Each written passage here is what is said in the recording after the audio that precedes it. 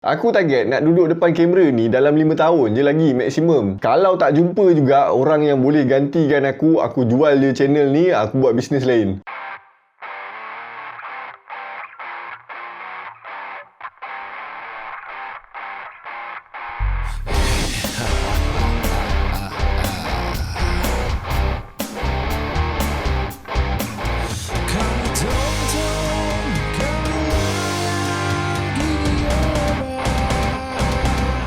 Assalamualaikum dan salam Melaka bersejarah. Kali ni aku tak ada nak cerita pasal sejarah. Hari ni kita nak borak-borak santai je sebab nak sambut tahun baru 2023 kan. Hari tu aku dah buka ruangan untuk korang tanya aku soalan berkenaan tahun baru. Jadi tanpa membuang masa lagi, jom aku jawab soalan-soalan yang korang dah tanya.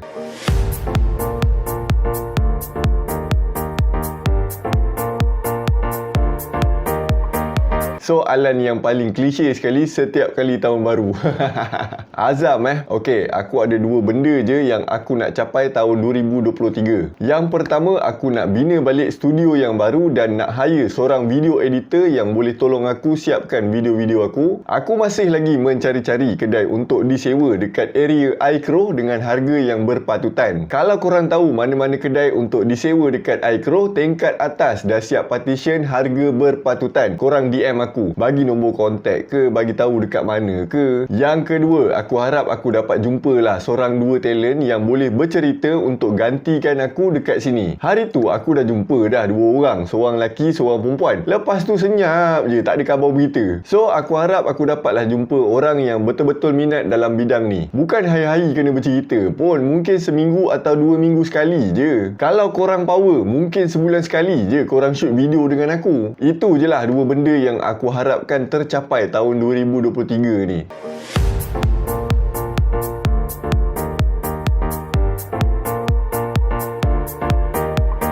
Aku jarang dapat soalan macam ni daripada orang-orang yang rapat dengan aku. Sebab family aku, kawan-kawan aku, semua dah tahu perangai aku macam mana. Tapi disebabkan korang tak kenal lagi perangai aku, so aku jelaskan dengan bahasa yang paling mudah faham. Aku akan kahwin bila aku jumpa perempuan yang boleh terima lelaki yang lebihkan kerja daripada segala-galanya. Dia tak kisah kalau aku hilang sampai seminggu ke 2 minggu ke. Tapi aku bukan hilang pergi mana pun. Aku ada je dekat sini, dekat depan PC aku. Cuma bila aku dah hadap kerja aku, kau takkan rasa kewujudan aku dan aku pun tak sedar kewujudan kau. Seterusnya, perempuan tu pula jenis boleh berdikari sendiri tanpa mengharapkan aku sangat. Kau nak shopping ke, tengok wayang ke, pergi salon ke, pergilah sendiri. Selalu kawan-kawan aku cakap beli jiwa lah, apalah. Kalau dengan aku memang susah lah kau nak dapat. Engkau pergi je sendiri, nanti minta aku duit. Tak pun kau bagi receipt, claim balik duit dekat aku. Sebab aku bukan jenis yang suka nak layan sangat kerenah perempuan ni. Dengan aku ni, engkau boleh minta duit, aku akan sediakan sebanyak mungkin. Tapi satu benda je jangan minta dengan aku, iaitu masa aku. Bahasa mudahnya, bila aku dah bosan, aku dah penat kerja, aku nak relax, baru aku cari engkau. Tapi bila mood kerja aku dah datang balik, aku akan hilangkan diri aku balik. Aku ni jenis tak suka terikat. So aku jenis tak kisah pun kalau kau belah, walaupun aku memang suka gila dekat kau. Sebab kerja aku tetap nombor satu. Aku dah mengabdikan diri aku untuk menjadi hamba kerja. Aku dah puas hidup miskin selama 29 tahun. Jadi aku tak nak aku mati pun miskin. Lagipun aku tahu takkan ada perempuan nak hidup dengan lelaki macam aku. Dan aku pun tak nak zalim dengan perempuan. Jadi aku dah lama dah terima hakikat yang aku akan mati seorang-seorang. Itulah harga yang aku kena bayar untuk dapatkan kebebasan masa dan pengabdian diri aku dengan kerja aku. Cukup umur nanti, masuk je lah rumah seri kenangan dekat Cheng tu. Apa susah.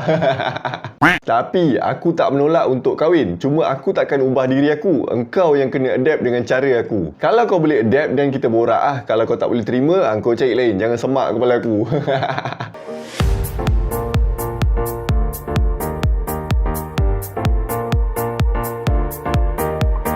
Daripada first video aku buat masa tahun 2019, aku dah kena kecam dah. Cuma sekarang mungkin orang dah kenal perangai aku, so aku dah jarang nampak komen-komen yang kecam aku ni. Sejujurnya aku tak pernah rasa down sebab daripada aku sekolah rendah, aku memang dah dilatih untuk dihina. Masa permulaan tu, masa sekolah rendah aku down lah. Tapi masa aku sekolah menengah, grup aku ada satu budaya tau, yang mana bila kau kena maki atau kena hina, kau kena balas balik lagi teruk daripada apa yang kau kena. Siapa dapat dapat hina orang sampai orang tu dah give up dengan hidup dia, dia power. Kita punya matlamat ialah kematian orang tu disebabkan hinaan kita. Tapi korang jangan ikut lah. Jadi kita orang akan hina antara satu sama lain setiap hari, setiap masa, setiap sudut. Jangan dapat point je, mesti kena punya, walaupun benda tu sensitif. Contohnya kau kutuk mak orang tu yang baru je meninggal.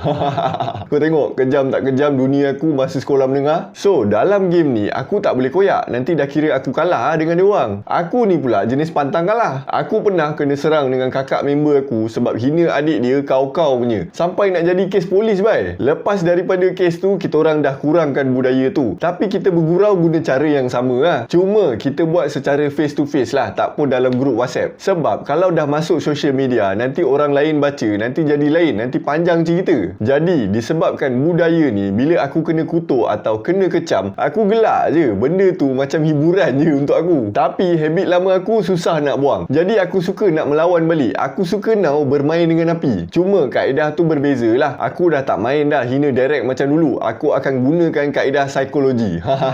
Tapi aku tak boleh nak main selalu sebab perlawanan ni panjang, banyak buang masa aku. Baik aku settlekan kerja aku. Jadi untuk pastikan aku tak melawan, aku akan padam atau aku hidekan dari pandangan aku. Bila aku dah bosan atau penat buat kerja, baru aku akan layan untuk releasekan tension aku. Healing lah kalau kata budak-budak sekarang. Tapi aku warning awal-awal, jangan kau ikut atau buat macam kita orang buat tu dekat orang lain. Kita orang ni dah 15-16 tahun punya latihan. Lepas tu dah kenal perangai antara satu sama lain. Lagipun kita orang pun dah tak hardcore dah macam zaman sekolah dulu. Sekarang kita orang santai-santai je. Kalau kau buat kat orang lain, kau tak tahu kekuatan mental orang tu macam mana. Buatnya orang tu jenis cepat koyak. Kalau dia mati, aku tak nak bertanggungjawab tau.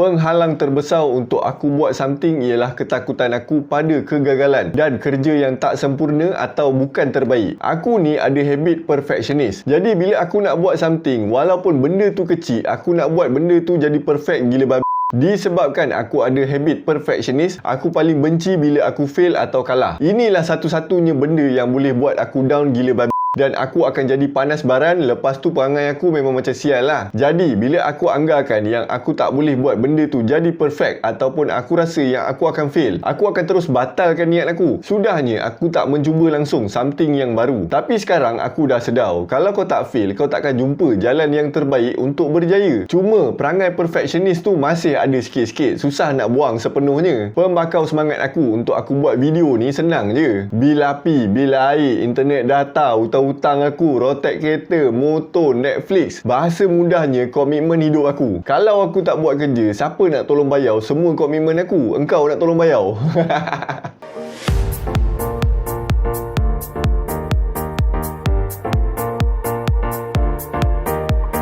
31 Disember 2020, malam tahun baru 2021. Petang tu aku ada lepak dengan kawan-kawan aku dekat Mamak. Ramai masa tu, ada 4 table. Malam tu tiba-tiba kawan aku mesej dalam grup WhatsApp yang dia positif COVID. Memang barai lah. Semua menggelabah. Malam tu semua pergi hospital besar sebab nak buat COVID test. Sudahnya sambut malam tahun baru dekat depan hospital. Tapi staf dekat hospital suruh balik dulu. Masa tu kita orang tak tahu yang kena tunggu call daripada pejabat kesihatan baru pergi swab test. So malam tu aku tak balik rumah. Aku terus pergi tidur dekat studio lama aku. Masa tu studio tak siap lagi, tengah renovation. Aku ni dah macam Mak Gian tidur dekat kedai kosong lah siap. Nak buat macam mana? Aku nak elakkan jumpa family aku sebab adik perempuan aku ada sakit jantung. Lagipun aku fikir kalau kuarantin dekat studio, aku boleh lah siapkan studio aku sepanjang kuarantin tu. Kalau kuarantin kat rumah, aku mana boleh buat apa-apa. Nak keluar rumah pun tak boleh. Esoknya tu aku pergi test dekat KK Batu Berendam. Kenalah pasang gelang pink, kuarantin 8 hari. Lepas 2 kali swab test, aku negatif. Kawan-kawan aku yang lain pun negatif. Kawan aku tu je seorang yang positif. Walaupun masa lepak tu dia duduk dekat sebelah aku. Kita orang rasa dia kena daripada budak kilang dia. Sebab masa tu budak kilang dia pun ramai yang positif. Alah, yang masa kluster kilang dekat Melaka tu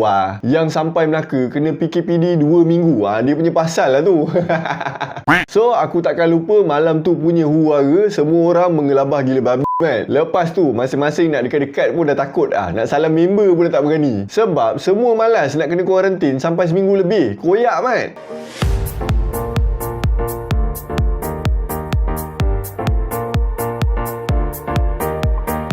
Sebenarnya, dalam setahun ada 3 hari yang aku tak suka. Hari Tahun Baru, Hari Raya Aidilfitri dengan hari lahir aku. Tapi, kita fokus dengan Tahun Baru dengan hari lahir aku je. Aku tak suka sebab 2 hari ni yang buatkan aku rasa insecure dengan takut. Hari-hari ni yang mengingatkan aku yang aku ni dah makin tua. Jadi, jangka hayat aku dah makin pendek. Tapi, aku ada banyak lagi benda yang aku tak dapat buat, tak dapat nak capai lagi. Jadi, aku memang tak sambut Tahun Baru dengan hari lahir aku.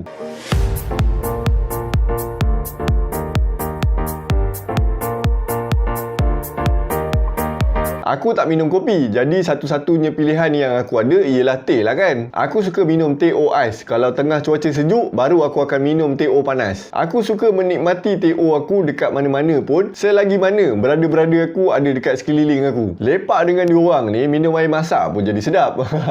Aku rasa aku memang introvert dan aku paling tak suka tempat yang ramai orang dan terlampau bising. Melainkan yang ramai tu, yang bising tu daripada family brother-brother aku. Yang itu aku tak ada hal. Bini-bini diorang tengah borak ke, anak-anak diorang tengah main sama-sama ke, aku okey je. Kalau selain daripada aku punya brother, aku tak berapa selesa sangat. Aku tahu ramai yang nak ajak lepak dengan aku, tapi itulah, aku ni bukan jenis yang friendly sangat. Aku ada memilih sikit dengan siapa yang aku nak lepak. Biasanya orang yang aku dah kenal lama lah. Aku takut nak lepak dengan orang baru sebab aku takut aku jumpa benda-benda yang buat aku turn off nak lepak dengan korang. Bila aku dah turn off dengan orang tu, aku dah malas nak layan sangat. Aku diam je. Jadi, sebelum perbuatan aku buat kau kecil hati, baik tak payah lepak. Kita lepak dalam YouTube je. Karakter aku ni tak sesuai pun jadi orang yang ada peminat benarnya. Sebab aku ni tak pandai nak melayan orang. Tapi itulah, aku dah duduk dalam game ni secara tak sengaja. Jadi aku teruskan je lah.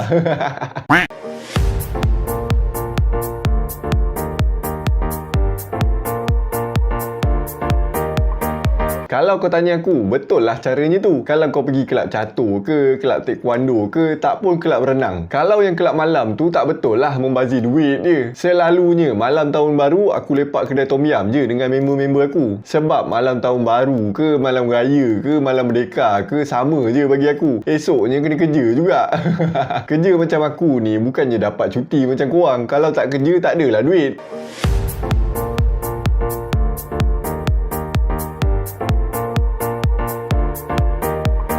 Pencapaian yang aku nak ialah aku nak jadi satu channel yang boleh siarkan entertainment dan education. Aku nak hasilkan filem pendek, video bercerita berbentuk ilmiah, podcast, game show dan video lain, semuanya dalam satu channel. Jadi, sambil korang layan hiburan, korang dapat juga barang ilmiah supaya boleh ubah pemikiran korang tu jadi lagi baik. Yang paling penting, kita orang mampu buat duit dengan buat video-video ni semua. Supaya company boleh bayar gaji yang berbaloi untuk aku dengan orang-orang yang kerja dengan aku. Fokus aku dalam 5 ke 10 tahun akan datang ni ialah cari orang-orang yang boleh gantikan aku dekat depan ni. Aku target nak duduk depan kamera ni dalam 5 tahun je lagi maksimum. Kalau tak jumpa juga orang yang boleh gantikan aku jual je channel ni, aku buat bisnes lain. Takkan aku nak bercerita sampai umur 50 kan? Memang tak lah. Aku mengharapkan dalam tempoh 5 ke 10 tahun nanti aku dah boleh duduk belakang tabir sepenuhnya dan aku boleh cari tim belakang tabir yang bagus dan ada passion dalam bidang ni. Biar budak-budak muda generasi baru yang ada passion take over kerja-kerja depan kamera ni. Dalam masa 10 tahun tu, aku harap aku boleh jadikan company ni sendirian berhad supaya ada board of director. Jadi, bila aku dah boring ke ataupun dah mati nanti, diorang ni lah yang akan sambung perjalanan company ni.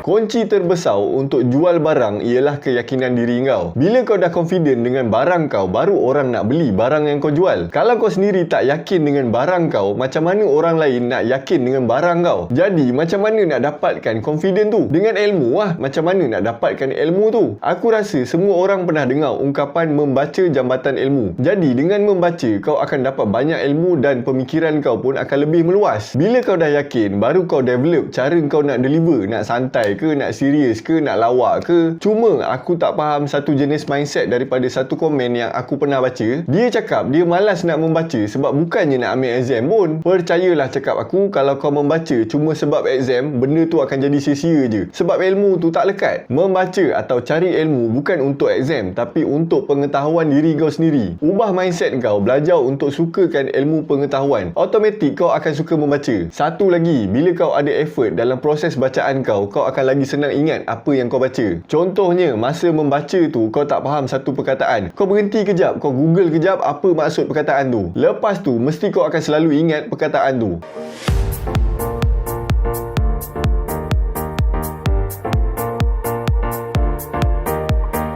Ada dua. Yang pertama, video pasal Allahyarham Tan Sri P. Ramlee. Sebab nak hasilkan video ni, aku sanggup pergi Penang dengan KL untuk dapatkan material. Lepas tu, aku ambil masa nak dekat setahun juga untuk pastikan aku dapat buat yang terbaik. Sebab macam aku cakap, video tu adalah tanda penghargaan aku kepada Allahyarham Tan Sri P. Ramlee. Yang kedua ialah drama pendek yang bertajuk Sesaat Kau Datang. Bukan drama pendek yang terbaik yang aku buat, tapi aku belajar banyak benda dalam proses nak hasilkan video tu. Aku sendiri pun tak sangka yang aku boleh hasilkan drama pendek tu. Tapi itulah, sekarang dah tak ada peluang nak buat. Nanti kalau ada company nak sponsor, aku akan buat balik drama pendek ni.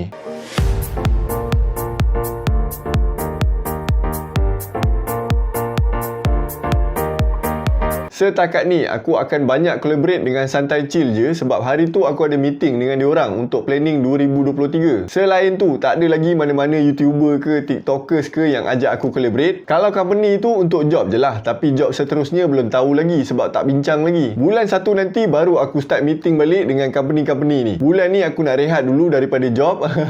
Itu pun tak tahulah jobnya jadi ke tak. Harap-harapnya jadilah. Hari tu ada satu brother ni nak sponsor hadiah untuk peminat Gigi Mas Entertainment. Masa tu dia nak sponsor tiket wayang untuk tengok sama-sama. Cuma masa tu aku tolak sebab tak ada give and take. Aku je menerima tapi aku tak ada bagi apa-apa. Aku rasa berat sikit nak terima. Tengoklah kalau brother tu masih berminat ke tak. Sebab tak silap aku, dia ada buat bisnes homestay dekat Melaka ni. So dekat sini aku terbuka kepada mana-mana content creator dekat Melaka ni. Kalau korang nak ajak aku collab, boleh je contact aku. Tapi bergantung pada jenis video yang korang nak buat lah. Sebab tak semua content aku buat. Contohnya prank ke, gaduh-gaduh ke, apa ke, yang itu aku tak layan. Kalau social eksperimen pun aku akan tengok motif eksperimen tu. Sebab aku sampai ke hari ni masih berniat nak tubuhkan komuniti content creator Melaka. Tapi tak tercapai ajat. So kalau aku dapat kenal content creator lain dekat Melaka ni pun baik juga. Mungkin boleh realisasikan idea ni. Setakat tu je lah soalan yang aku mampu jawab. Yang ini pun aku rasa dah panjang dah.